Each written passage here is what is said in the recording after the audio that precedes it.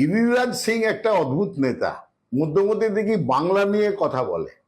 নিজের কাজ মিনিস্টার হিসেবে কি কাজ করেন না করেন আমাদের জানা নেই, তবে বাংলা সম্বন্ধে জানেনও না কিছু। এবং উনি বলছেন যে বিহার হয়ে গেছে এবার বাংলা। এসব তো কথা শুনেছি আগেও, 2021-এও।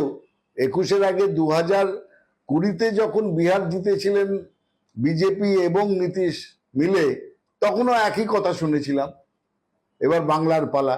বলা হয়েছিল আগলা বার 200 পার। আপনারা দেখুন, তারপরে বাংলায় আমরা আসলাম 213টা সিট নিয়ে। মোদিও পালিয়ে গেলেন, অমিত শাহ পালিয়ে গেলেন। আবার 2026-এ একই ঘটনা ঘটতে চলেছে। তার কারণটা বলি, বিহার বাংলা সঙ্গে তুলনীয় নয়। বিহারে বিজেপি ছিল, বিজেপি আবার এসছে। বাংলা কোনোদিন বিজেপির সঙ্গে ছিল না, আর কোনোদিন বিজেপি বাংলায় আসতে পারবে না। এটা যেন এই নরেন্দ্র মোদী থেকে গিরিরাজ সিং,